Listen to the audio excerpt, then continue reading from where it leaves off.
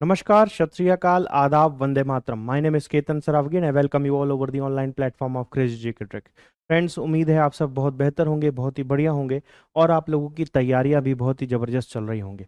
Welcome to all of you. फटाफट ढेर सारी शुभकामनाओं के साथ ज़्यादा से ज़्यादा लोग हमारे साथ ज्वाइन कर लें। मैं फिर आप लोगों से बोलता हूँ कि हमारा एक परफेक्ट टाइमिंग है जिसमें हम और आप विशेष तौर पर कई सारे सेगमेंट्स को जो है वो पढ़ रहे होते हैं जो कि संबंधित हैं जनरल साइंस के टॉपिक से। तो याद रखना, जनरल साइंस के टॉपिक में से आज जो हम टॉपिक पढ़ने जा रहे हैं that will be all related to chemistry.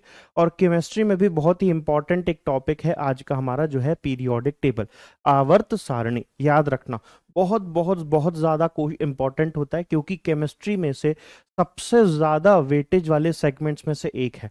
पहला जो सबसे ज्यादा वेटेज रखने वाला सेगमेंट है पूरी केमिस्ट्री का, रसायन शास्त्र का, जनरल साइंस के क्वेश्चंस में से, वो हो जाता है केमिस्ट्री इन एवरीडे लाइफ, है ना।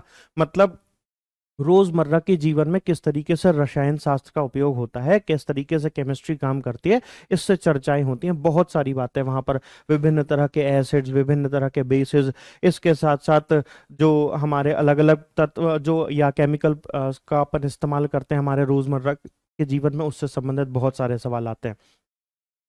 इसके साथ ही साथ ये जो दूसरा टॉपिक होता है वो बहुत इंपॉर्टेंट है, दैट इज पीरियोडिक टेबल। तो आज हम उस पीरियोडिक टेबल अर्थात आवर्त सारणी के कई सारे टॉपिक्स को पढ़ना शुरुआत कर रहे हैं। हम बहुत सारी चीजें जो हैं, टॉपिक्स जो हैं वो देखना शुरू करेंगे। चलिए, बहुत अच्छी बात है, ढेर सारे लोग अब हमारे साथ जुड़ चुके हैं।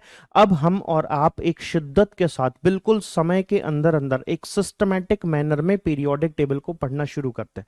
ठीक है, तो चलिए शुरुआत करते हैं बिना समय गवाए।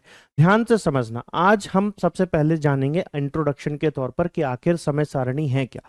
तो ये वेरी सॉरी, आवर्त सारणी है क्या, दैट इज पीरियोडिक टेबल है क्या। यदि मैं आपसे आवर्त सारणी की बात करता हूं तो आवर्त सारणी तत्वों की वह तालिका है, वह व्यवस्थित तालिका है जिसमें परमाणु संख्या के आधार पर या उनके इलेक्ट्रॉनिक विन्यास के आधार पर उसे सुनियोजित तरीके से व्यवस्थित किया गया और फिर उन सभी तत्वों को उनकी प्रॉपर्टीज, उनकी विशेषताओं के हिसाब से समूहों और पंक्तियों में या पीरियड्स में विभक्त कर दिया गया। मतलब पीरियड्स और ग्रुप्स में हमने उसको डिवाइड किया। तो कई सारे स्तंभ बन गए और कई सारी पंक्तियां वहां पर बन करके तैयार हुई और एक प्रॉपर सिस्टमैटिक मैनर में उनकी विशेषताओं, उनके गुणधर्मों को, विशेषताओं को प्रदर्शित करते हुए एक प्रॉपर सिस्टमैटिक चार्ट बन करके तैयार हुआ, जिससे विभिन्न तरह के पदार्थों, विभिन्न तरह के अलग अलग एलिमेंट्स को पढ़ना और उनका एक दूसरे के साथ कोरिलेशन निकालना, उनका एक दूसरे के साथ परस्पर संबंध को ज्ञात कर पाना आसान हो गया, सरल हो गया। उनकी जो संरचना थी, जो उनकी फिजिकल स्ट्रक्चर था, जो उनका केमिकल स्ट्रक्चर था, जो उनकी फिजिकल प्रॉपर्टीज थी, जो उनकी केमिकल प्रॉपर्टीज थी, उन सबको पढ़ना बहुत ही आसान हो गया। ऐसा एक बार में नहीं हुआ है, ऐसा करने के लिए बहुत लंबा समय लगा। बात समझ में आ रही है।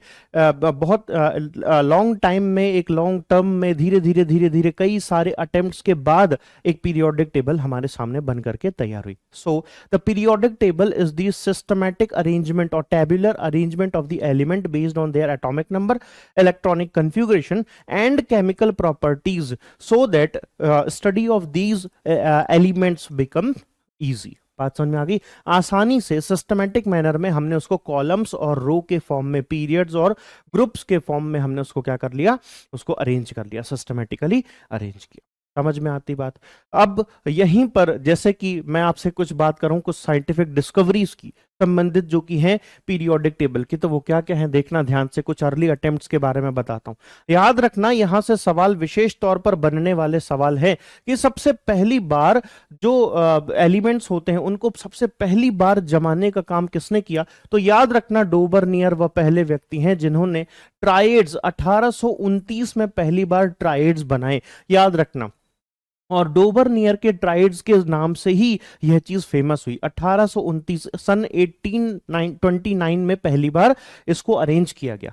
उन्होंने क्या किया, उन्होंने एलिमेंट्स को तीन तीन के ग्रुप्स में डिवाइड करना शुरू किया। याद रखना, उन्होंने ग्रुप करके ग्रुपिंग करना शुरू करी एलिमेंट्स की, ठीक है, according to their similar properties and इसके साथ ही साथ उनके एटॉमिक मास को उन्होंने बहुत उसका बेस बना दिया। याद रखना, उन्होंने क्या किया, एटॉमिक मास को उसका बेस बनाए। याद रखना मिडिल एलिमेंट्स जो थे उनका क्या था, वो एवरेज होते थे अदर टू एलिमेंट्स के। अभी कैसे होगा मैं बिल्कुल बताऊंगा। एग्जाम्पल के तौर पर यदि मैं आपसे बोल रहा हूं यहां पर लिथियम, सोडियम और पोटेशियम आपको देखने को मिल रहा, एवरेज जो है लिथियम का वो इन दोनों का, ये जो आपको देखने को मिलेगा एवरेज ऑफ पोटेशियम और लिथियम वो कितना आता है 23। तो 23 की जगह उन्होंने किस को रख दिया, सोडियम को रख दिया। तो बात समझ में आई। इस तरीके से उन्होंने 7, 23 और 39 को क्या कर दिया, एक ही ग्रुप में रख दिया और बताया कि इनकी प्रॉपर्टीज भी लगभग लगभग समान होती हैं। बात समझ में आई। तो इस तरीके से उन्होंने औसत के जरिए क्या किया, देखने की कोशिश करी कि ये एक पैटर्न को फॉलो करते हैं क्या। तो कुछ जगहों पर ये पैटर्न फॉलो हो रहे थे, इसीलिए उन्होंने क्या किया, उन्होंने इसको सिस्टमेटिकली अरेंज करना शुरू कर दिया। और इस तरीके से पहली बार सर्वप्रथम शुरुआत होती है एक पीरियोडिक टेबल की, या यूं कहूं कि विशेषताओं के अनुसार एलिमेंट्स को जमाने की जो पहली बार जो शुरुआत हुई वो इसी तरीके से हुई। ध्यान से देखना, लिथियम, सोडियम और पोटेशियम को उन्होंने जब अरेंज किया तो लिथियम और पोटेशियम का जो ये था एवरेज था वह लगभग कितना आ रहा था, वह सोडियम के आसपास आ रहा था, इसीलिए उन्होंने इसको एक ग्रुप में रखा। अब इसके बाद दूसरी चर्चा की जाए तो दूसरी चर्चा में क्या हुआ, कैल्शियम, बेरियम, इनका क्या किया गया, इनका जब एवरेज निकाला गया तो ये स्ट्रोंटियम की तरह समान दिखाई दिए, तो इनको एक ही ग्रुप में रख दिया उन्होंने। वैसे ही क्लोरीन, आयोडीन और ब्रोमीन की बात की गई। क्लोरीन और आयोडीन का जो एवरेज था वह ब्रोमीन के लगभग लगभग पास था। तो इस तरीके से उन्होंने क्या किया, इस तरीके से उन्होंने अरेंजमेंट या ग्रुपिंग करना पहली बार शुरू की। कौन थे, डॉबर्नियर। सन क्या था, 1829। बात समझ में आती, उम्मीद है अभी तक बिल्कुल चीजें क्लियर होंगी और आराम से समझते चल। अब इसके बाद एक नई कहानी आती है। कहानी आई न्यूलैंड्स लॉ ऑफ ऑक्टेव। यहां पर एक नया तरीके से उन्होंने चीजों को अरेंज करना, एलिमेंट्स को अरेंज करना शुरू किया। सन 1865 में पहली बार एलिमेंट्स को सिस्टमेटिकली अरेंज किया 8-8 के ग्रुप में। मतलब यूं कहूं कि उनका बोलना ये था कि प्रत्येक 8वां एलिमेंट जो होता है वो पहले वाले एलिमेंट की समान ही प्रॉपर्टीज शो करना शुरू कर देता है। It shows every eighth element shows the similar properties as of the first one। बात समझ में आई। तो न्यूलैंड का जो अष्टक का नियम था जो कि 1865 में दिया हुआ था, उन्होंने यह चीज बोली कि यदि परमाणु द्रव्यमान मतलब एटॉमिक मास के आधार पर यदि बढ़ते क्रम में इनको अरेंज किया जाए तो प्रत्येक 8वां तत्व जो होता है वह पहले तत्व के समान गुण दिखाना शुरू कर देता है। बात समझ में आई। परंतु याद रखना यह सीमित था 56th एलिमेंट तक। याद रखना यह केवल और केवल कितने एलिमेंट्स तक शामिल था, ये प्रूव हो रहा था। तो याद रखना बेटे ये 56th एलिमेंट तक होगा और यहां से सवाल बनने के चांसेस हैं। न्यूलैंड ने ऑक्टेव रूल कब दिया, तो 1865 में दिया। ऑक्टेव रूल किसका है, तो न्यूलैंड का है। बस यहां से सवाल बनते हैं और यहीं से वो सवाल ऐसे हो जाते हैं जो बच्चों को लगता है ये तो बिल्कुल हमारे सिलेबस से बाहर है, हमसे तो बनेगा ही नहीं। इतने सारे ईयर कैसे याद रखें, को रिलेट करके पढ़ोगे, टाइमलाइन बना के पढ़ोगे, आराम से बन जाएगा, इजी हो जाता है, कोई बहुत बड़ी बात नहीं। यहां से हमने हमारी जो मॉक टेस्ट सीरीज चलाई है उसमें भी बहुत सारे क्वेश्चंस हमने देखे कि पीवाईक्यूज के तौर पर भी हमको देखने को मिले। इनफैक्ट इससे बहुत सारे क्वेश्चंस यहां से आए हैं, न्यूलैंड ऑक्टेव रूल से आए थे। याद रखना जैसे कि हमारे हिंदी में जब गायन की बात करता हूं, म्यूजिक की बात करता हूं, शास्त्र, म्यूजिक शास्त्र की बात कर रहा हूं मैं, गायन शास्त्र की बात करता हूं, तो हमने वहां पर संगीत को 7 स्वरों में विभक्त किया और प्रत्येक 8वां स्वर जो है वो पहले वाले स्वर के समान हम ये करते हैं, कंसीडर लेते हैं। जैसे सा, रे, गा, मा, पा, धा, नी, उसके बाद पुनरावृत्ति होती है सा की। याद आया है ना। तो जैसे ही सम पर लौटने की बात आती है, जब म्यूजिक की बात करते हो तो उसको बोलते हैं सम पर लौटना। बहुत सारे बच्चे जो हमारे साथ म्यूजिक से संबंधित होंगे कोरिलेट कर पा रहे होंगे कि उसको जब पुनरावृत्ति होती है किसी भी एक स्थाई की, तो ऐसे क्या होता है, हम सम पर लौटने को कहते हैं, उसको बोलते हैं सम पर लौटना। वैसे ही जब आप गिटार वगैरह की बात करते हो, पियानो में बात करते हो और दूसरे अदर इंस्ट्रूमेंट्स में बात करते हो, तो वेस्टर्न कल्चर में यहां पर डू, रे, मी, फा, सो, ला, टी वहां पर आपको देखने को मिलता है क्या, अलग अलग यही 7, एग्जैक्टली यही 7 अलग अलग नोट्स देखने को मिलती हैं। तो ये 7 अलग अलग नोट जो हैं सेम वैसे ही होती हैं जैसे हमारे देश में, हमारे शास्त्र में सारे गामा पाधा नहीं होते हैं। उसके हिसाब से इन्होंने जब अरेंज करना शुरू किया तो हाइड्रोजन और यहाँ पर क्लोरीन ब्रोमीन ये जो थे कोबाल्ट निकल ये सब क्या हो रहे थे बेटा, यह ध्यान से समझना, प्रत्येक आठवां एलिमेंट पहले वाले एलिमेंट के समान प्रॉपर्टी शो करना शुरू कर दिया। और फिर जब उन्होंने इसको व्यवस्थित तौर पर जमाना शुरू किया तो उन्होंने देखा कि हर जो आठवां एलिमेंट था वह पहले वाले एलिमेंट के समान ये प्रॉपर्टी शो कर रहा था। बट ये जो सीरीज चली वो केवल और केवल 56th एलिमेंट तक चली। उसके बाद की जो ये सीरीज है आगे यदि अपन इसको कंटिन्यू करें भी तो भी ये इसको फुलफिल नहीं करती, तो कहीं ना कहीं लिमिटेशंस थी। अगली चर्चा करता हूं मैं आपसे मेंडलीव की। याद रखना दिमित्री मेंडलीव की बात करते हैं। सन 1869 मतलब 1869 में पहली बार इन्होंने पीरियोडिक टेबल एटॉमिक मास के आधार पर अरेंज करना शुरू करी और कई सारे प्रॉपर्टीज को प्रिडिक्शन करना शुरू किया, अनडिस्कवर किए बहुत सारे ये आपके एलिमेंट्स वगैरह, विशेष तौर पर जैसे ई का एल्यूमिनियम किया, गैलियम किया, इसके साथ साथ सिलिकॉन, ये जर्मेनियम जैसे ई का सिलिकॉन जिसको जर्मेनियम के नाम से जानते हैं, ठीक है, इनको भी इन्होंने क्या किया, इन्वेंट किया। मतलब इन्होंने नाम दिया था ई का एल्यूमिनियम दैट इज गैलियम और ई का दैट इज सिलिकॉन वो था जर्मेनियम। तो इस तरीके से इन्होंने कुछ एलिमेंट्स की भी खोज करी। तो याद रखना अब कौन अरेंज करेंगे, इनके बाद कौन आएंगे, अब आएंगे न्यूलैंड के बाद मेंडलीव, और यहां से आवर्त सारणी की प्रॉपर खोज इन्होंने शुरू करी। यहां से मामला बहुत तेजी से बढ़ना शुरू हो गया, ठीक है। इसके साथ साथ और भी कई सारी चीजों की इन्होंने भविष्यवाणी भी करी थी। बहुत सारे सेगमेंट्स इन्होंने खाली छोड़ दिए थे। कुछ जगहों पर जहां इन्होंने, जैसे कि आप इसमें देख रहे होंगे कि कुछ जगह को इन्होंने ब्लैंक छोड़ दिया था। कुछ एलिमेंट तो बहुत सटीकता के साथ उस जगह पर फिट हुए हैं, याद रखना, कुछ एलिमेंट्स बिल्कुल सटीकता के साथ ही वहां पर क्या हुए, अरेंज हो गए।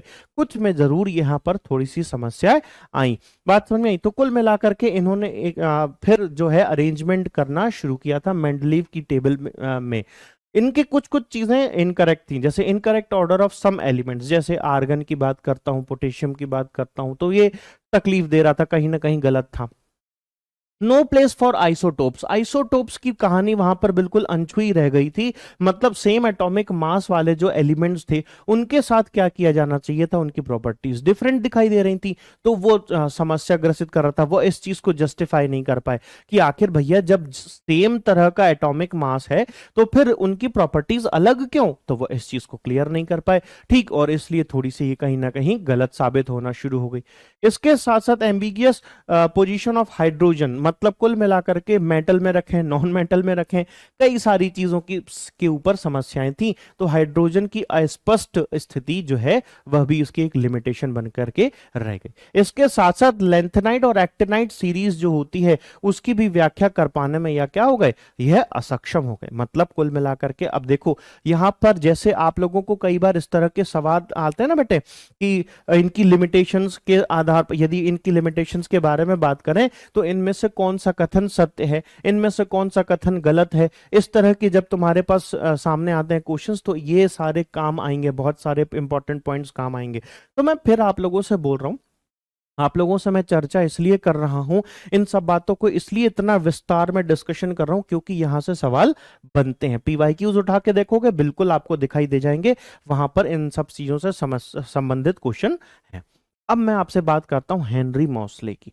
पहली बार 1913 में इन्होंने मॉडर्न पीरियोडिक टेबल का आधार रखा। इन्होंने एटॉमिक नंबर के हिसाब से अरेंजमेंट करना शुरू किया और बहुत सारी एनोमलीज को क्या किया, करेक्ट करना शुरू किया, ठीक है। और बहुत सारी समस्याएं जो कि ड्रॉबैक्स या यूं कहूं कि लूप होल के समान दिखाई दे रही थी मेंडलीव के टेबल में, उन सबको दूर कर दिया गया। और हेनरी मॉसले के द्वारा पहली बार ये जो आवर्त सारणी बनी वह परमाणु संख्या के आधार पर थी। याद रखना एटॉमिक नंबर के आधार पर थी, ना कि एटॉमिक मास के आधार पर। तो यहां से कहानी बदली और फिर एक मॉडर्न पीरियोडिक टेबल की ओर हम अग्रसर हो गए। मॉडर्न पीरियोडिक लॉ बोलता है properties of the element are a periodic function of their atomic number. याद रखना कितनी जबरदस्त बात है, सिस्टमैटिक मैनर में कितना जबरदस्त तरीके से अरेंज करके उन्होंने बोला कि तत्वों के गुण उनकी परमाणु संख्या की आवर्ती फलन है होता है। तो इतनी जबरदस्त तरीके से उन्होंने इस चीज को सिस्टमैटिक मैनर में अरेंज जब करना शुरू किया तो पूरे वैश्विक स्तर पर इस चीज को मान्यता मिलना शुरू हो गई। मॉडर्न पीरियोडिक टेबल में 118 एलिमेंट्स पाए जाते हैं। याद रखना हम कितने एलिमेंट्स जानते हैं मॉडर्न पीरियोडिक टेबल में, 118 एलिमेंट देखते हैं। उनमें से 94 जो होते हैं वो होते हैं नेचुरल, जो कि हाइड्रोजन से लेकर के यूरेनियम तक है। बाकी जो कुछ इसमें बच गए वो सिंथेटिक हैं, अर्थात यूं कहूं कि उनको इजाद करने के लिए हमने कुछ लेबोरेटरी या यूं कहूं कि साइंटिफिक मेथड्स का इस्तेमाल किया है।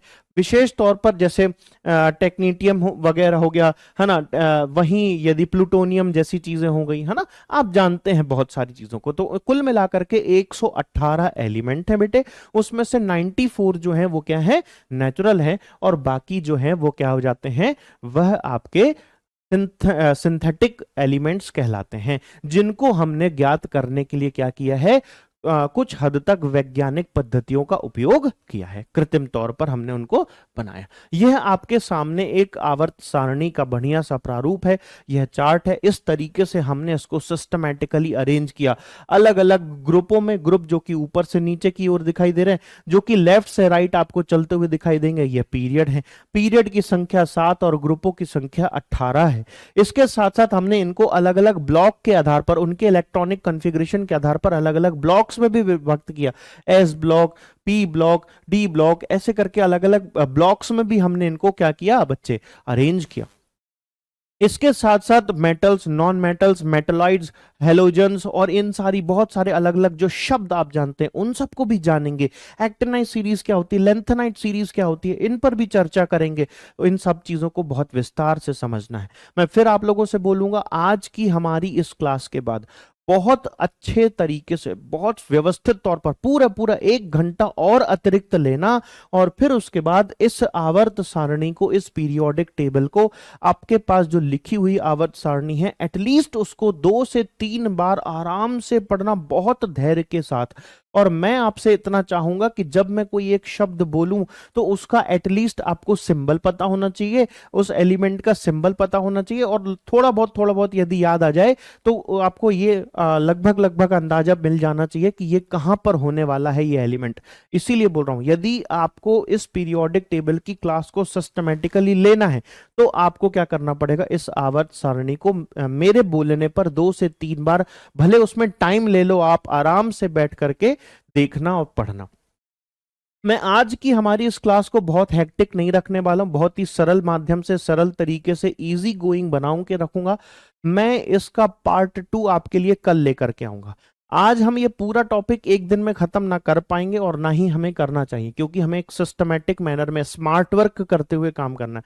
सिर्फ हार्ड वर्क से काम नहीं होगा। तो मैं इसलिए बोल रहा हूं क्योंकि आप लोगों ये जो तैयारी कर रहे हो, ये जो क्रैश कोर्स आप यदि ले भी रहे हो, तो उसमें आप लोगों को ये होना चाहिए कि इसका फल प्रॉपर आप लोगों को मिले, और आप लोगों को चीजें, मैं पूरी कोशिश करता हूं कि यही याद हो जाए, और यही चीजें मायने रखती हैं बेटे, याद रखना, ठीक है।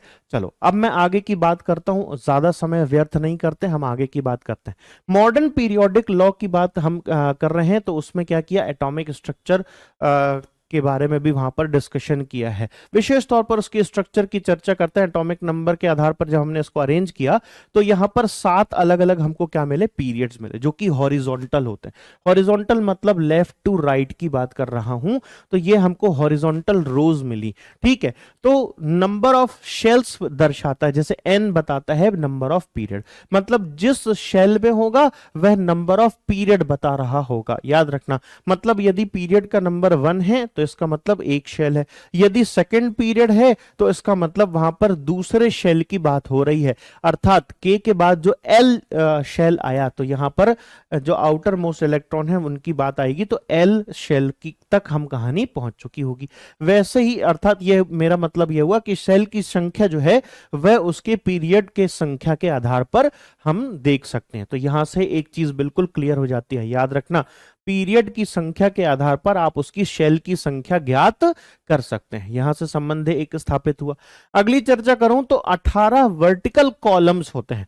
18 जो होते हैं वो वर्टिकल कॉलम्स होते हैं जो कि उनकी सिमिलर वैलेंस इलेक्ट्रॉन की संख्या को बता रहा होता है। याद रखना, वैलेंस इलेक्ट्रॉन की संख्या समान होगी जिस ग्रुप में भी, यदि ये सेम ग्रुप में है तो उनकी वैलेंस इलेक्ट्रॉन की संख्या सेम होगी, और इसके साथ साथ उनकी केमिकल विशेषताएं, जो रासायनिक गुण हैं, प्रॉपर्टीज हैं, वह भी क्या होंगे, सेम होंगे। तो याद रखना, उनके शेल की संख्या दर्शाता कौन है, पीरियड दर्शाता है, जबकि उनकी प्रॉपर्टीज या वैलेंस इलेक्ट्रॉन की संख्या कौन दर्शाते हैं, वह 18 ग्रुप दिखा रहे होते हैं, समूह बता रहे होते हैं। समूह वर्टिकल होते हैं, ऊपर से नीचे की ओर होते हैं, जबकि वहीं बात करूं तो जो पीरियड्स होते हैं वह बाएं से दाएं होते हैं। बात समझ में आती? तो लेफ्ट टू राइट होंगे क्या आपके पीरियड्स, जबकि अप टू डाउन होंगे क्या, ग्रुप्स। समझ में आती कहानी?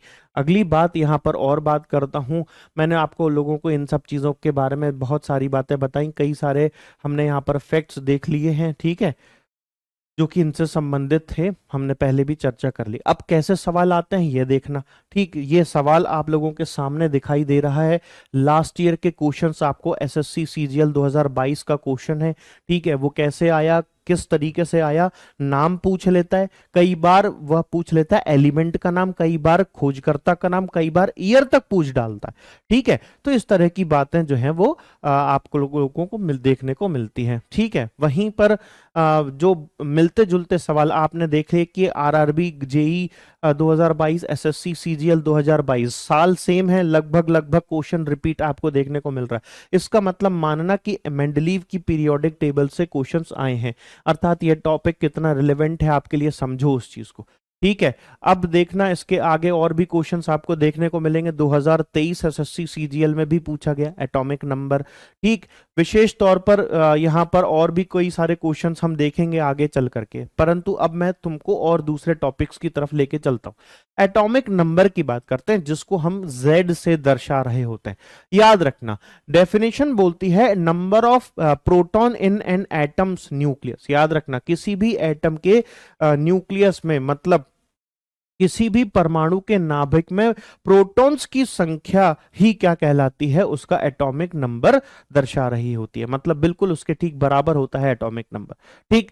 तत्व की पहचान करने में ये इसकी उपयोगिता होती है, और इसके साथ साथ आवर्त सारणी में स्थिति को भी निर्धारित एटॉमिक नंबर ही की करता है। याद रखना, अभी तो अपन ने पढ़ा कि मॉडर्न पीरियोडिक टेबल किसके बेस पर जमाई गई है, एटॉमिक नंबर के बेस पर जमाई गई, इसको Z द्वारा प्रदर्शित किया जाता है। इस तरीके से अपन किसी भी एलिमेंट का रिप्रेजेंटेशन करते हैं। यहां पर जो सबस्क्रिप्ट है, सबस्क्रिप्ट में नीचे की ओर लेफ्ट साइड आपको एलिमेंट के सिंबल के आपको देखने को मिलेगा एटॉमिक नंबर, जबकि वहीं किसी भी एलिमेंट के लेफ्ट साइड सुपर स्क्रिप्ट के तौर पर आपको देखने को क्या मिलेगा, मास नंबर। याद रखना, है ना, अभी इस पर चर्चा करेंगे। ये देखो लिखा ही हुआ यहां पर, written as the subscript to the left of the element symbol, जैसे कि यहां पर दिखाई दे रहा है सोडियम का एटॉमिक नंबर 11, ठीक। तो इस तरीके से आपको देखने को मिल गया, ठीक है। तो यहां से आप लोगों को आंसर्स और जो नोट्स हैं वो भी आप लोगों को अवेलेबल होते चले जा रहे हैं। तो ये बहुत ही सिस्टमेटिक सोच समझ करके बनाए गए सिंबल्स ये है बेटे, नोट्स हैं, और वो भी बाइलिंगुअल में इतने सिस्टमेटिक नोट्स मिलना बहुत मुश्किल होता है। ये हम आप लोगों को अवेलेबल करवा रहे हैं, ये बहुत अच्छी बात है। इसके साथ साथ मैं आपसे बस इतना बोलूंगा कि इस पूरे क्रैश कोर्स में बेटे, मैं आपसे फिर बार बार बोल रहा हूं, बहुत सारे बच्चे नोट्स बना रहे हैं, मैं अभी भी बोल रहा हूं कि नोट्स बनाते चलना। हैंड रिटन नोट्स की जितनी महत्ता है उतनी महत्ता और किसी चीज की नहीं। एक चीज को एक जगह से 6 बार पढ़ने से पेपर निकलता है, एग्जाम निकलता है, मैं फिर बता दे रहा हूं। और वह एक चीज क्या होनी चाहिए, आपके नोट्स होने, और यदि वो नोट्स आपके सिस्टमेटिक बने ना, उससे ज्यादा अच्छा कुछ भी नहीं है, विश्वास मानो। और फिर बता दूं, हर टॉपिक के बाद 2-2 4-4 लाइन की जगह छोड़ने की आदत बना लो। यदि तुमने हर टॉपिक के बाद 2-2 4-4 लाइन की जगह नहीं छोड़ी, तो बाद में तुम क्या करते हो, उसमें पेज फंसाओगे, स्टिकी नोट्स लगाने की कोशिश करते हो। और वो चीज़ें काम नहीं करती, इसलिए पहले से जगह छोड़ते चलो। कभी कुछ ऐड ऑन करना हुआ एनसीईआरटी का रिवीजन करते वक्त, कोई क्वेश्चन पेपर्स लगाते वक्त, पीवाईक्यूज लगाते वक्त, ठीक है, मॉक लगाते वक्त कुछ चीज़ें ऐड ऑन करनी हुई, अपने वहीं पर ही नोट्स में नोट डाउन कर लिया। तो नोट्स बनाने का भी एक सिस्टमेटिक मैनर होता है, उसको जरूर मेंटेन करके चलना। चलो अगली चर्चा करता हूं बेटे। कई सारे यहाँ पर फैक्ट दिए हुए हैं, याद रखना फैक्ट जो है वह इंपॉर्टेंट है। यहाँ पर मैं जितने भी तथ्य आप लोगों के लिए लाता हूं बेटे, इस तरह के तथ्य जो है ये आप लोगों के लिए बहुत इंपॉर्टेंट हो जाते हैं, ठीक है। ये जो आपका एटॉमिक नंबर है वो left to right across the period बढ़ता चला जाता है, इंक्रीज होता चला जाता है। यहां से सवाल आए हैं, याद रखना, पहले आ चुके हैं इस तरह के सवाल, ठीक है। अब मैं और चर्चा करता हूं मास नंबर की। मास नंबर को हम प्रदर्शित करने के लिए कैपिटल ए का यूज करते हैं। डेफिनेशन कह रही है sum of the proton and the neutron in an atom nucleus. याद रखना किसी भी एटम के परमाणु के जो नाभिक होता है उसमें मौजूद प्रोटॉन और न्यूट्रॉन का योग ही क्या कहलाता है, उसका मास नंबर कहलाता है, याद रखना, ठीक है। विशिष्ट आइसोटोप के लिए यदि मैं बात करता हूं तो ये कुछ विशिष्ट हो जाते हैं, स्पेसिफिक हो जाते हैं इन केस ऑफ आइसोटोप्स। याद रखना इस आइसोटोप्स में यह चीज कंसीडर हो जाती है। अगली बात करता हूं, यहां पर नोटेशन एक दिया हुआ है, संकेत दिया हुआ है, written as the superscript to the left side of the element. याद करना अभी हमने पहले ही देखा था, सोडियम में जैसे नीचे की ओर 11 लिखा हुआ था, ऊपर की ओर 23 हो जाएगा, तो वह उसका मास नंबर दर्शा रहा है। याद रखना वह इसका क्या दर्शा रहा है, मास नंबर दर्शा रहा है, ठीक है। तो इस तरीके से हमने बहुत सारी बातें देख ली, कर ली, समझ ली, ठीक है। आसान है, कोई बहुत बड़ी बात नहीं है। एटॉमिक मास किसको बोलते हैं इस पर चर्चा कर लेते हैं। एटॉमिक मास आपको पता है वेटेड, जो भी वेट एवरेज होता है mass of the elements isotopes expressed in atomic mass unit based on the natural abundance। तत्व के आइसोटोपों का औसत द्रव्यमान ही क्या कहलाता है, एटॉमिक मास कहलाता है। परमाणु द्रव्यमान की इकाई जो है वो स्मॉल यू से हम दर्शाते हैं, ठीक है, यूनिट के तौर पर अपन इसको दर्शाते हैं। उनकी प्राकृतिक प्रचुरता के आधार पर हम डिसाइड करते हैं, प्राकृतिक प्रचुरता कितनी अधिक है उसके आधार पर भी हम इसको जस्टिफाई करते हैं। याद रखना एटॉमिक मास को पीरियोडिक टेबल जब आप देखोगे तो पीरियोडिक टेबल में आपको यहां की तरफ लिखा हुआ मिलेगा एटॉमिक मास, याद रखना, ठीक है, जिसको अपन AMU के नाम से भी के जरिए भी दर्शाते हैं। यही इसकी क्या हो जाती है, यूनिट हो जाती है। जबकि ऊपर की तरह सिंबलाइज होते हुए आपको क्या दिखाई देगा, एटॉमिक नंबर दिखाई देगा। तो इस तरीके से बेटे कहां पर एटॉमिक नंबर होता है, कहां एटॉमिक मास होता है, कहां पर एटॉमिक ये लिखे होते हैं, मास नंबर लिखा होता है, इन सब चीजों को आपको देखना होता है बेटा, याद रहेगी बात, है ना। तो इस तरीके से बहुत सारी बातें हैं जो कि आप लोगों के लिए बहुत, आपके एग्जाम पॉइंट ऑफ व्यू से बहुत ही ज्यादा इंपॉर्टेंट होने वाली है, ठीक है। एग्जाम्पल्स दिए हुए हैं किस तरीके से 2021 में आए हैं क्वेश्चन, देखो, ठीक है। इसके बाद 2023 में कैसा रिपीट हुआ है, क्वेश्चंस देखना। मैं फिर आप लोगों को बता रहा हूं, बहुत ही व्यवस्थित तौर पर समझाने जताने की कोशिश कर रहा हूं, ठीक है। तो मैं आप लोगों से फिर बोलूंगा कि इस तरह के सवाल यदि आप लोगों को देखने को मिले हैं तो ये बहुत ही अच्छी बात है। ये 23 जो होगा बेटे वो यहां पर होना चाहिए, यहां पर नहीं, ठीक है। 23 ऊपर और 11 नीचे की तरफ होगा, ठीक है। चलो अब इस तरह के सवालों को आप लोगों को लगाना है, मैं फिर आप लोगों से बोलूंगा बेटा इंपॉर्टेंट है, ठीक है। तो ऐसा बिल्कुल हल्के में मत लेना इस चीज को, ठीक है। यदि ये आपको 23 ऊपर दिख रहा है और सोडियम में ये नीचे की तरफ दिखाई देगा, ठीक है। कुल मिलाकर के मैंने आप लोगों को चीजें जो समझाई, जो बताई, ये बहुत ही ज्यादा मायने रखती हैं। कई बार ऐसा होता है कि डिवाइस चेंज होने के कारण थोड़ी बहुत यदि टेक्निकल ग्लिच आता है, कुछ टेक्स्ट में परिवर्तन आता है, तो उसके लिए कंफ्यूज मत होना। चलो अब हम पढ़ते हैं बेटे, पीरियड्स को पढ़ना और ग्रुप्स को पढ़ना शुरू करते हैं, ठीक है। अभी तक मैं उम्मीद है कि कोई डाउट नहीं होगा, बहुत ही सरल भाषा में मैंने समझाने की कोशिश करी है। ये बिल्कुल वो लड्डू वाली चीजें हैं राजा बच्चा, जो कि आप लोगों को बिल्कुल आसानी से समझ में आ गई होंगी। आराम से धैर्य के साथ यदि मेरे साथ पढ़ते चलोगे, मैं आपसे प्रॉमिस कर रहा हूं कि धीरे धीरे धीरे धीरे चीजें इतनी क्लियर हो जाएंगी कि आप लोगों के उंगलियों पर आंसर्स आना शुरू हो जाएंगे, फटाफट बनना शुरू हो जाएंगे आंसर्स, ठीक है। और अच्छा, मैं अभी भी ये चीज बोल रहा हूं कि मेरे जो लास्ट सेगमेंट्स आपने यदि देखे भी हैं, यदि आपने वीडियोस देखी हैं, वीडियो लेक्चर्स आपने देखे होंगे, तो आपसे जो हमारी मॉक टेस्ट सीरीज में हम क्वेश्चंस लगा रहे हैं वह भी बनना शुरू हो गए होंगे और धीरे धीरे धीरे धीरे साइंस में कॉन्फिडेंस आना शुरू हो गया होगा, है ना। चलो अगली चर्चा करता हूं बिना समय गवाए, है ना। हमारे पास थोड़ा लिमिटेड टाइम रहता है और सारे बच्चों को हमको प्रॉपर सिस्टमेटिक मैनर में समझाना भी है। चलो चर्चा करते हैं बेटे, ध्यान से समझना। पीरियड 1 की बात कर रहे हैं, जहां पर आपको एक तरफ हाइड्रोजन दिखाई दे रहा है ग्रुप नंबर फर्स्ट में, और ग्रुप नंबर 18 में सीधे आपको देखने को मिलती है हीलियम। तो यहां से देखो ये रहा हमारा पीरियड नंबर 1। तो याद रखना फर्स्ट पीरियड की बात करता हूं तो इसमें दो ही एलिमेंट हैं, एक है हाइड्रोजन और दूसरा है हीलियम। यहां पर क्या बता रहा है, शेल की संख्या 1 है। याद रखना n इक्वल्स टू 1 बोल रहा है ना, n इक्वल्स टू 1 है, इसका मतलब केस शेल है। मात्र कौन सा शेल है, केस शेल है। अब याद रखना, अब यहां पर और भी चीजें आपके सामने डिटेल में लिखी हुई हैं, क्या है मैं उनको समझाता हूं, समझाने की कोशिश करता हूं, देखो ध्यान से सुनना। जब मैं आपसे बात करता हूं the first period contain 2 elements, दो ही एलिमेंट मुख्यतः इनमें पाए जाते हैं, ठीक है। विशेष तौर पर यदि मैं बात कर रहा हूं तो इसमें कितने एलिमेंट पाए जाते हैं बेटे, 2 एलिमेंट पाए जाते हैं। कौन कौन से, हाइड्रोजन और हीलियम पाया जाता है। These both are colourless gases, दोनों ही किस स्टेट में है, गैसेस स्टेट में है, और कलरलेस होती है, मतलब इनमें कोई रंग नहीं पाया जाता। They have electron in first electron shell, केवल इलेक्ट्रॉन शेल की संख्या कौन सी है, वो भी फर्स्ट है।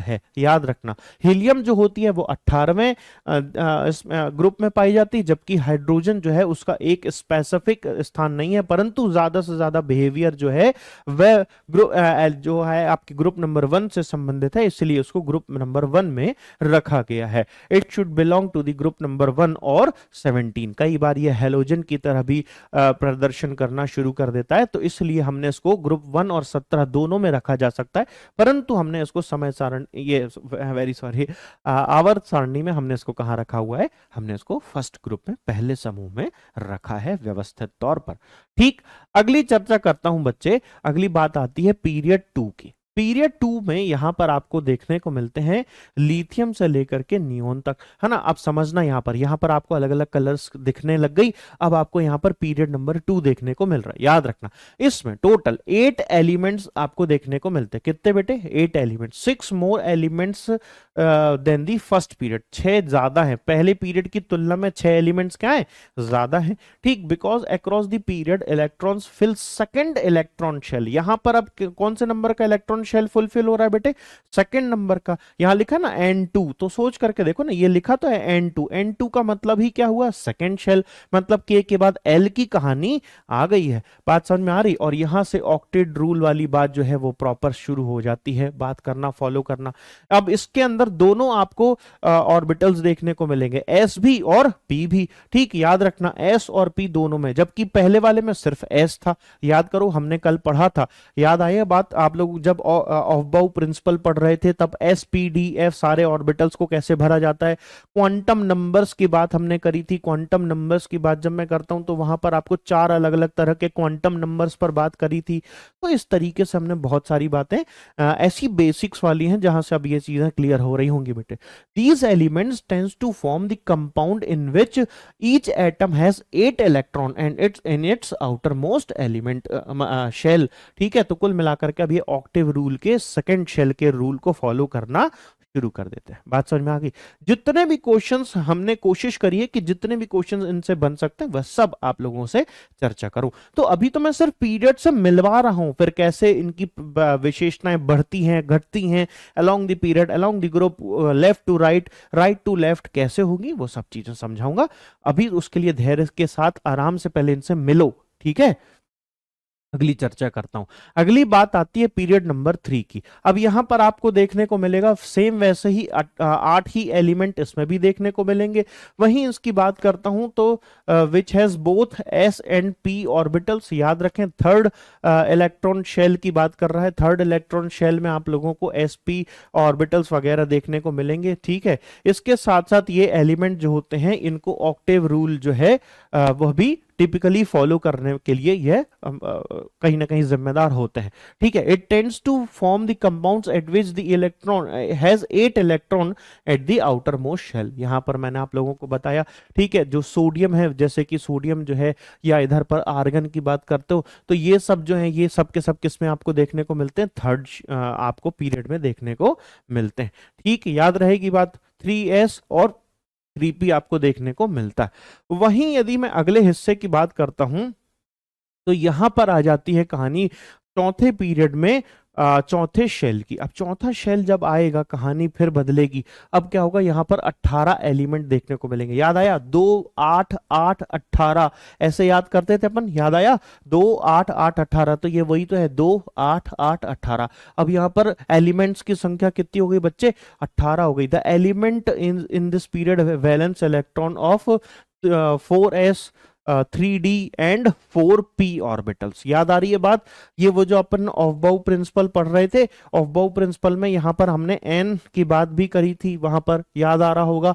और इस तरीके से आप लोग जो है ध्यान से समझते हैं, पढ़ते हैं, समझ में आ रही होगी चीजें, उम्मीद है। ठीक, तो इस तरीके से हमने क्या देख लिया कि इसके अंदर सब शेल डी भी इंक्लूड हो जाता है, इंट्रोड्यूस हो जाता है।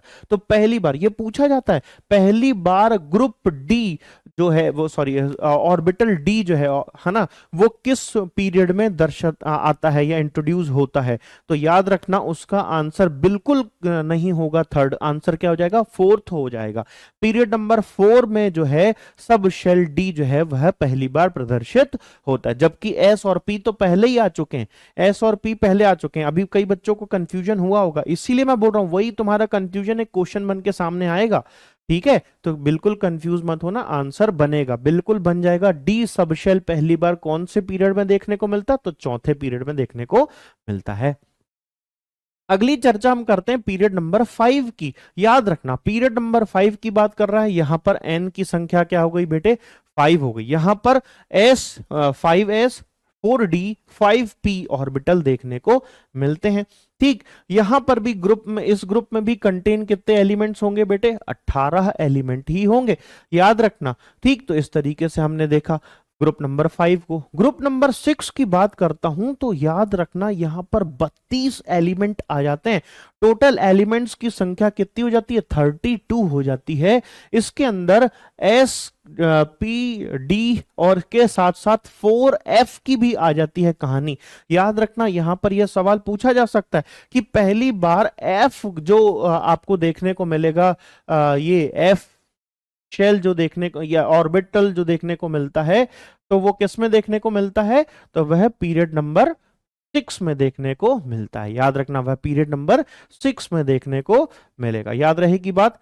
ठीक है, पीरियड कौन सा हो जाएगा, 6 हो जाएगा बेटे, है ना। तो इस तरीके से बेटे प्लीज चीजों को याद रखना, आराम से क्वेश्चन बनेंगे, बिल्कुल धैर्य के साथ पढ़ते चले जाना।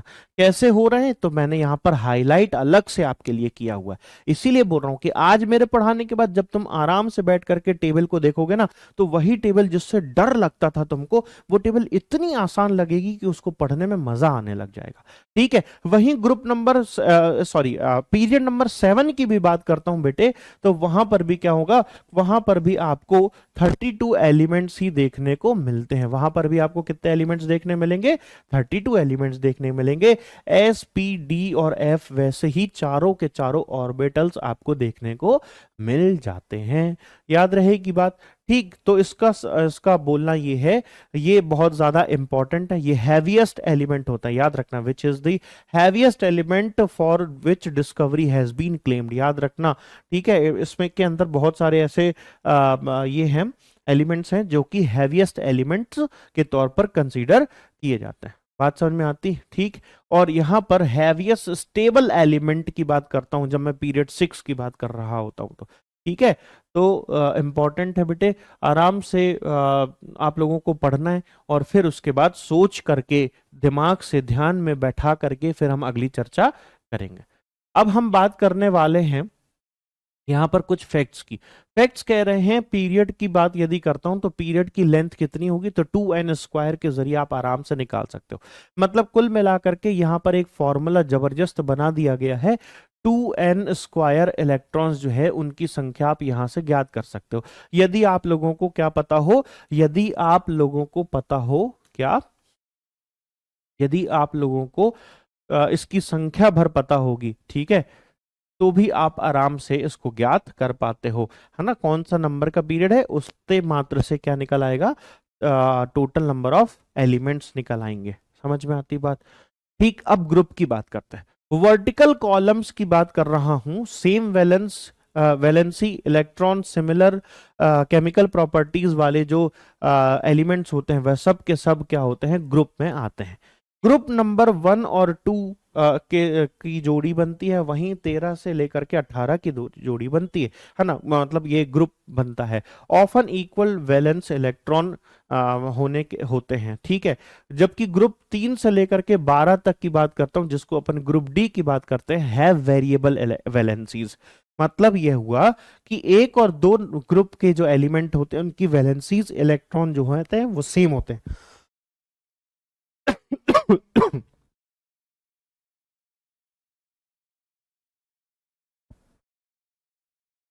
Excuse me. चलो आगे की बात करता हूं। जबकि और ये जो 13 से 18 वाले होते हैं उनमें भी क्या होता है, इक्वल वैलेंस इलेक्ट्रॉन आपको देखने को मिलते हैं।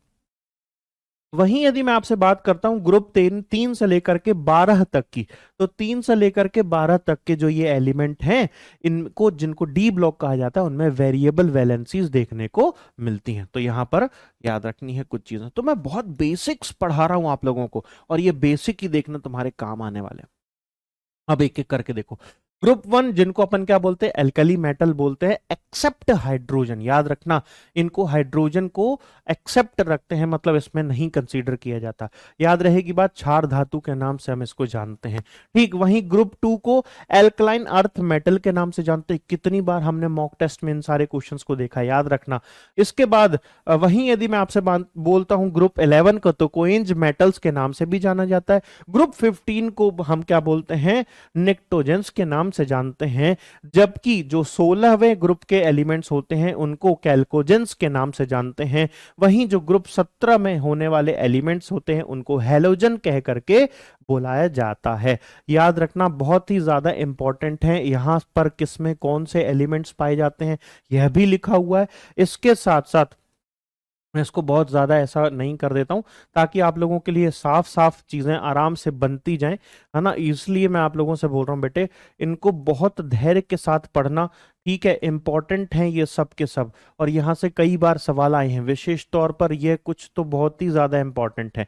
इनर्ट गैस होती है ग्रुप नंबर 18, आपको तो पता ही होगा, उनको क्या बोलते हैं अपन, इनर्ट गैस के नाम से जानते हैं, है ना।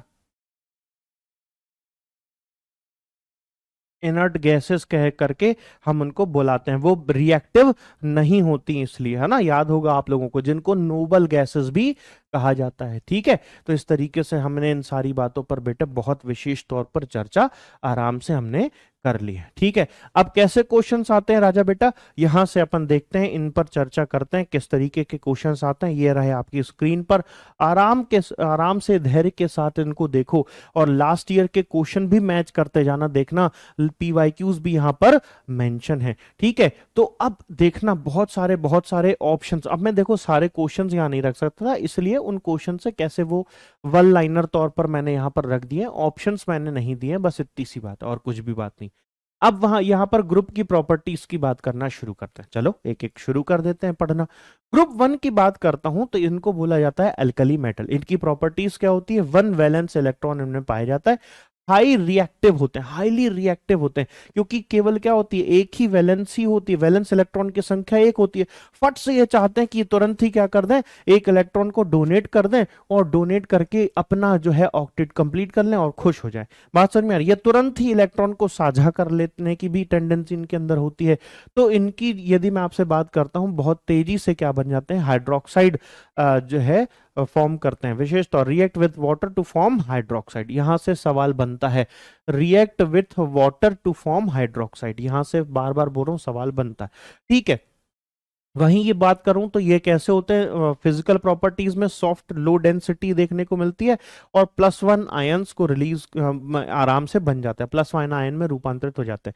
इनमें क्या क्या होता है, जैसे यहाँ पर ये एलिमेंट्स लिखे हुए, विशेष तौर पर आप लोगों को इन एलिमेंट्स को, जब मैं आप लोगों से बोल रहा हूँ मेरे साथ साथ भी तुम पढ़ रहे हो, और इसके साथ साथ मैं फिर तुमसे बोल रहा हूँ कि आराम से इस लेक्चर के खत्म होने के बाद थोड़ा देर रिलैक्स करना, और रिलैक्स करके एक बार फिर से इस आवर्त सारणी को लेकर करके बैठना और फिर से जो मैंने अभी तक में हमने पढ़ा है, फिर मैं बोल रहा हूँ ज्यादा लंबा गैप मत होने देना बेटा, है ना, और फिर एक बार उठा करके देख लोगे, क्वेश्चंस बनना शुरू हो जाएंगे। एल्कलाइन अर्थ मेटल बोलते हैं ग्रुप 2 के एलिमेंट्स को, इनमें वैलेंस इलेक्ट्रॉन की संख्या 2 होती है, लेस रिएक्टिव होते हैं ग्रुप 1 की तुलना में, याद रखना ग्रुप 1 की तुलना में थोड़ा कम रिएक्टिव होते हैं, +2 आयंस बना पाने में सक्षम होते हैं, इनका मेल्टिंग पॉइंट हाई होता है, याद रखना इनका जो गलांक होगा वो क्या होगा, अधिक होता है, याद रहेगी बात। ठीक, एग्जांपल्स यहां पर लिखा हुआ है, बेरियम मैग्नीशियम वगैरह यहां पर लिखे हुए हैं, ठीक है। तो कुल मिलाकर के आप लोगों को क्या करना है, इन सब बेसिक चीजों को लिखते चलना है, फिर मैं देखना बहुत ही जबरदस्त तरीके से हमारी नेक्स्ट क्लास में पढ़ाने वाला हूं। ग्रुप 11 की बात करता हूं यहां पर, तो जिनको अपन कॉइनेज मेटल के नाम से जानते हैं, इनकी प्रॉपर्टी होती है कि यह ब्लॉक डी के एलिमेंट होते हैं, गुड कंडक्टर होते हैं, लेस रिएक्टिव होते हैं, और इसके साथ साथ यूज्ड इन कॉइन्स, याद रखना ज्वेलरीज और कॉइन्स वगैरह बनाने में इनका इस्तेमाल किया जाता है, जैसे कि कॉपर हो गया, है ना, इसके साथ साथ यहाँ पर आपको सिल्वर देखने को मिल रहा है, गोल्ड जैसी चीजें जो होंगी वो आपको देखने को मिलती हैं, तो इंपॉर्टेंट है ना। तो इस तरीके के सवाल आप लोगों से पूछे जाते हैं बेटे।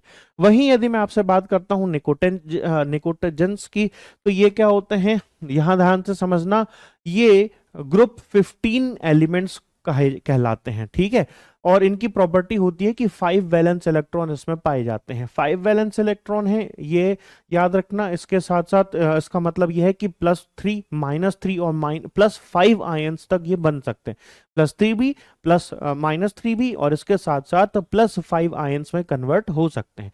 रेंज जो होती है इनकी नॉन मेटल्स कहलाती है, range forms the non metal to metal, याद रखना नॉन मेटल से मेटल की रेंज में ये पाए जाते हैं। कहां पर कौन कौन से नॉन मेटल है, कहां पर मेटल्स हैं, यह भी मैंने एग्जाम्पल के तौर पर आप लोगों को लिख करके देने की कोशिश करी है, जिसको आप आराम से क्या कर सकते हैं, बढ़िया तरीके से सिस्टमेटिक मैनर में जमा सकते हैं। समझ में आती बात। अगली चर्चा करता हूं बेटे, ध्यान से समझना। अगली हम बात करेंगे 16वें ग्रुप की, है ना, समूह नंबर 16 क्या कहलाते हैं, इनको चैल्कोजेंस भी कहा जाता है, कैल्कुलेजेंस भी कहा जाता है। क्यों हुआ था ऐसा, ध्यान से समझना।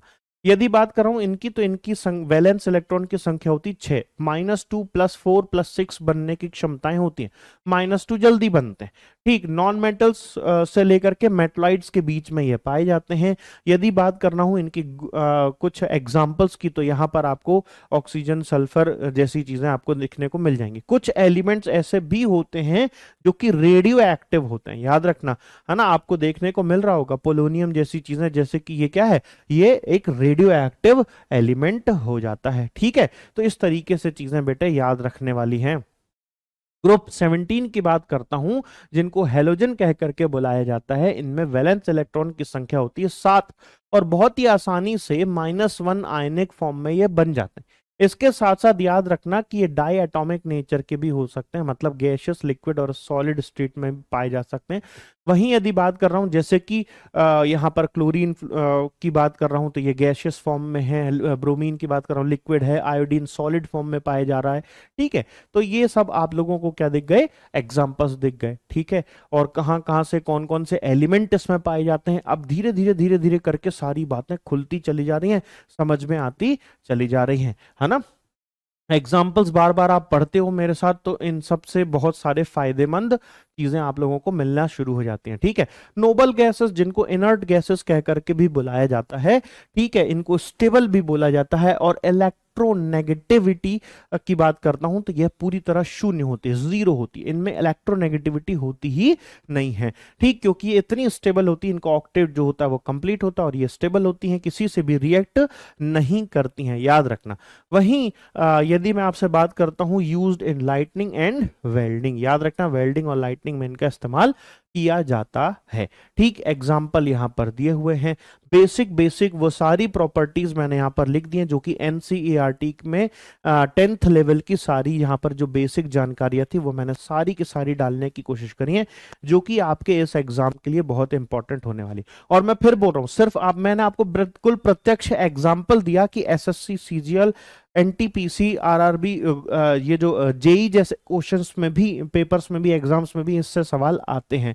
तो बिल्कुल ऐसा मत समझना कि ये सर हमसे बनता है। कई बार बच्चे ओवर कॉन्फिडेंस में सब कुछ खराब करके चले आते हैं, तो ऐसा बिल्कुल मत होने देना। ठीक, आराम से पढ़ना। कितनी देर में हमने ये चीज पढ़ ली, सोच करके देखो यार, आराम से सोच करके देखना कि 1 घंटे के अंदर अंदर हमने ये सारी बातें कितने विस्तार में समझी, कितने लाइट तरीके से समझी। ध्यान से दमना। ये जो एग्जाम्पल्स हैं यहाँ पर आपको देखने को मिल रहा है, क्वेश्चंस पूछे जा रहे हैं। ठीक है, 2023 का क्वेश्चन आपको एसएससी सीजीएल का देखने को मिला है। इसके साथ साथ जो ग्रुप 11 एलिमेंट्स से संबंधित हैं, ठीक है, वहां पर आपको देखने को मिला एनटीपीसी में भी।